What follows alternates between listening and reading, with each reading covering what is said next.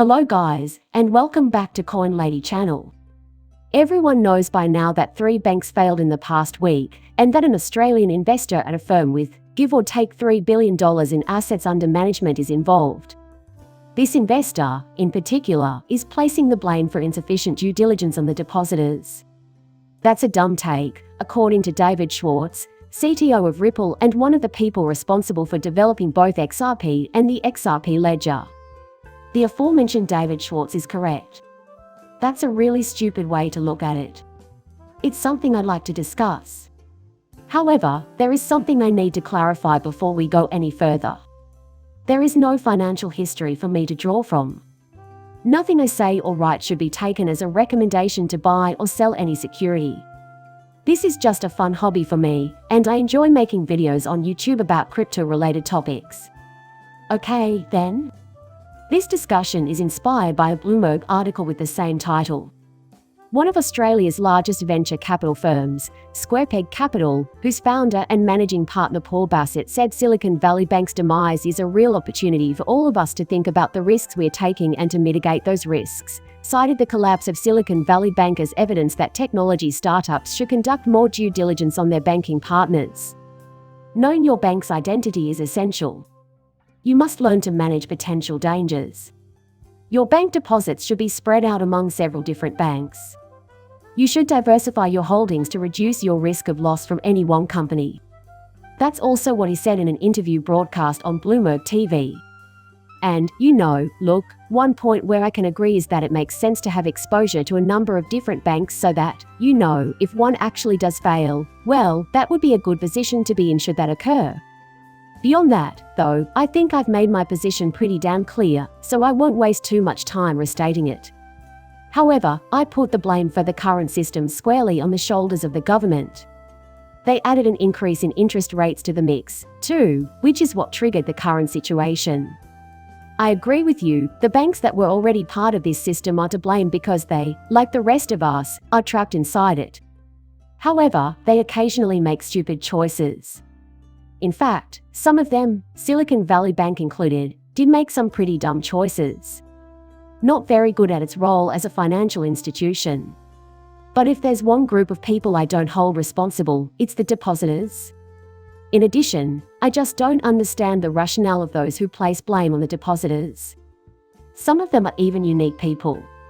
In the case of Silicon Valley Bank in particular, a large portion of the clientele consists of local businesses. But even if you do your homework, which I'm not against, I'm not suggesting you should take any chances. What I mean is, even if we're talking about a publicly traded company, you'll never have access to every last detail. The Securities and Exchange Commission does require some reporting to be done. In all honesty, that is the case. No matter how hard you try, you will never have access to the behind-the-scenes details. You will never have a complete understanding of how everything works. And so, the concept that your everyday depositor who is attempting to run a business could keep up with that week after week after week, and that they could even have the information necessary to make pertinent decisions.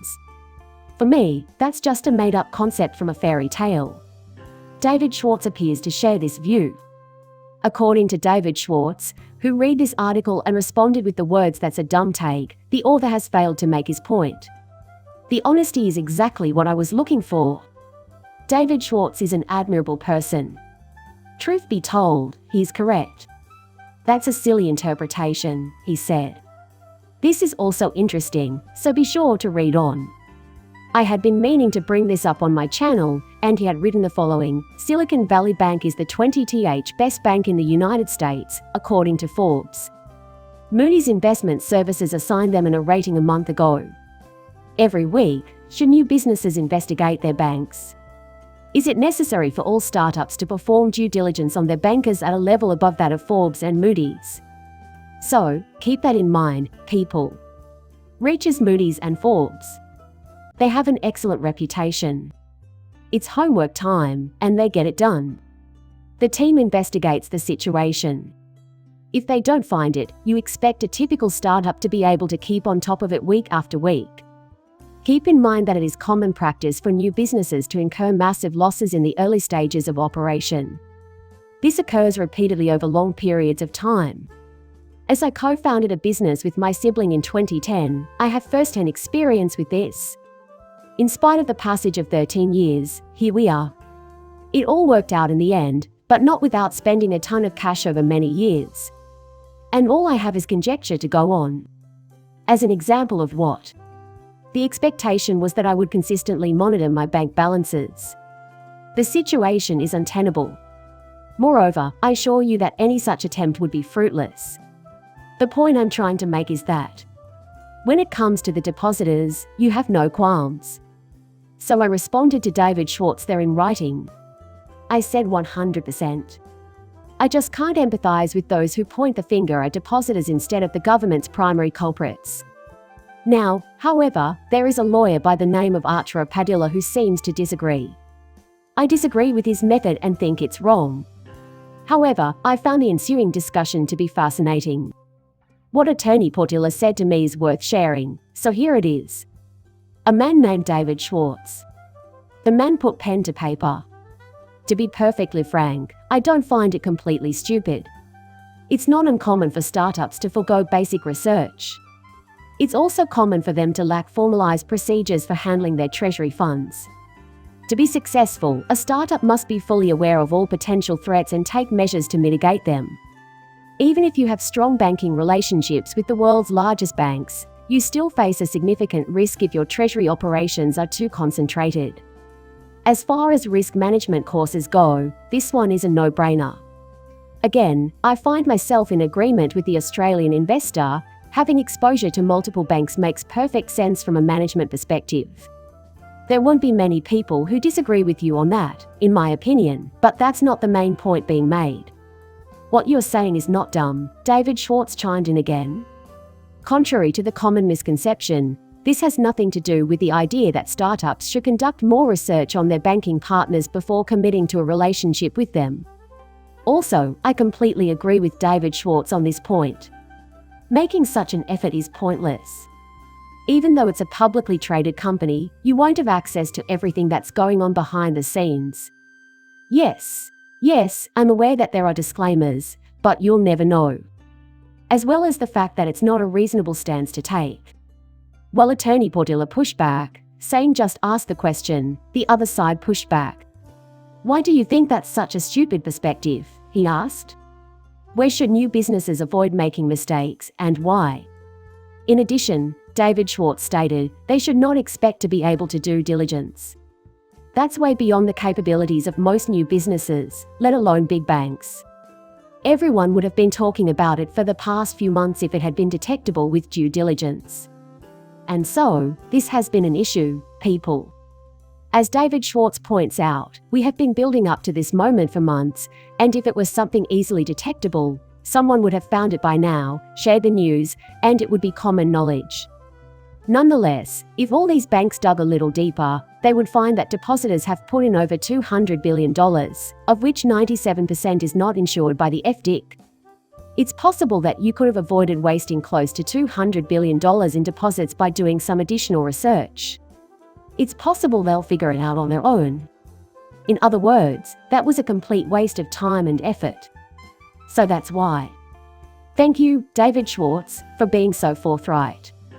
It's a really lame interpretation. Seriously, that's just a really stupid interpretation. Absolutely not. Your guess is as good as mine as to what they could have investigated to find out the whole truth. Anyway, that's not all I wanted to say. According to a story from a former member of the SEC's advisory committee, the agency significantly underestimated Ripple. Former member of the United States Securities and Exchange Commission Investor Advisory Committee and current associate law professor at George Mason University J.W. Barrett has said that the SEC was too optimistic about Ripple. In a crypto law TV stream that has since gone viral on Twitter, Barrett expressed this opinion yesterday. It was in response to questions from crypto law's progenitor, attorney John Deaton, who wondered why the SEC would target Ripple given the company's considerable financial resources. CEO of Ripple, Brad Garlinghouse, was a fighter, according to Barrett, who claims that the agency undervalued his abilities. The ex-SEC advisor speculated that the watchdog organization would seek a compromise. unrelated to the actual state of affairs. I don't think they saw that coming, he said, and added that they probably thought there would be a settlement. Quote end. They failed to account for Brad's inner ferocity, he added. Yeah. Because that is also my own viewpoint, it is consistent with the message I've been conveying. I honestly don't think the SEC knew what they were getting into when they sued Ripple. It seems unlikely that they grasped the true scope of the community, which includes millions of people all over the world. They probably didn't anticipate the size and dedication of the XRP community outside of the Ripple ecosystem. In my opinion, they had no freaking clue. It's never happened before in human history, but that's how lawyer John Deaton ended up acting as an amicus for around 76,000 XRP holders. Something like this has never happened before. However, this actually transpired. The SEC was completely caught off guard, and this is doing serious damage to their case. War has ended and peace has been maintained. As for the possibility of the SEC case against Ripple reaching the US Supreme Court, the professor in the video mentioned that getting there might take longer than Deaton predicted for crypto legislation.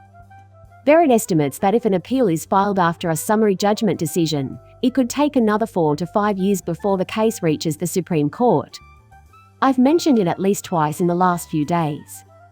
4 or 5 years at the most. Barrett thinks so, at any rate.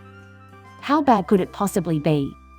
That's why I'm crossing my fingers that even if Ripple loses, we can come to an amicable settlement regarding the remedies. It's possible, but I can't say for sure. On the other hand, if Ripple were to come out on top, I'd be even more worried. Any idea what the SEC plans to do? In other words, they have no intention of appealing to you. In that scenario, I can see it being appealed. In any case, we'll see. However, he says that the SEC has managed to stretch how is testing crypto enforcement actions over the past few years, so he expects crypto firms to make breakthroughs in the appellate and Supreme Courts. According to his observations, these courts place a greater emphasis on subtleties of the doctrine. He further argues that amicus briefs are crucial at this stage because they provide the judge with alternative avenues to reject the SEC's position. Indeed, it couldn't be more important. In addition, the results of Attorney Deaton's actions have been extremely positive, as can be seen from the positive net result. As a result, any day now we can expect to read the news of Judge Torres's ruling. But, people, I'm on the bright side. Actually, I am. The term financial advisor is not one that I use. Nothing I say or write should be used as a basis for making any kind of financial transaction. It's all over today. Please like and subscribe my channel. See you in the next one, bye.